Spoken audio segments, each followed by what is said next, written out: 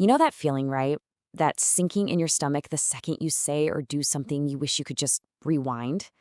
We all make mistakes. It's part of being human. But what if I told you there's a simple tool that can not only fix the damage, but actually make our relationships stronger? Well, that tool is a real, sincere apology. And today, we're going to figure out how to get it right. And you know exactly what I'm talking about. We've all gotten one of those apologies that felt totally empty or maybe even made us more upset. So that's the big question, isn't it? Why do some work and others just fall flat? That's what we're going to dig into right now, the simple science behind an apology that actually connects and heals. Okay, so to really get the solution, we've got to understand the problem first. Let's take a look at the anatomy of a typical mistake, and we'll do it with a quick story. So just imagine this. Ava's running through her classroom, totally excited about something.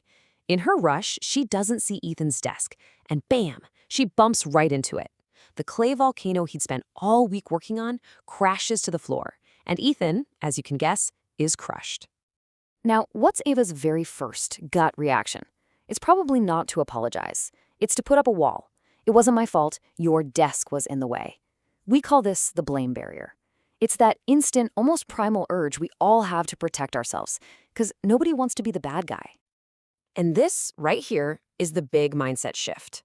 A real apology isn't about admitting you're a terrible person. It's actually an act of incredible courage. It's about choosing to put the relationship above your own ego. It's about being brave enough to connect instead of just defend. So that brings us to the solution. And the best part? It's not some complicated psychological trick. Nope. It all boils down to a super simple 3-step framework that literally anyone can learn and use. Here it is, the 3 healing steps. It's this easy. Number 1, admit. Just say what you did, no excuses. 2, empathize. And this is so important. You show them you get how your actions made them feel. And 3, improve. You offer a real plan to fix it or to make sure it doesn't happen again. Admit, empathize, improve. That's the whole formula. So theory is great, but let's see how this actually works. We're going to go back to Ava and Ethan. Let's see what happens when she decides to push past that blame barrier and actually use these 3 steps. So instead of making excuses, Ava tries this. She says, "I'm sorry I bumped you." Boom, that's admit. Then she says, "You worked really hard on it." That's empathize. She sees his effort, his frustration. And finally, "I'll help you fix it." That's improve. See? It's a perfect healing apology step by step. And just look at what happens. Ethan's anger, it just disappears. They don't just fix the volcano. Their friendship actually gets stronger. This just goes to show you, a great apology doesn't just patch up a hole. It can actually build something even better.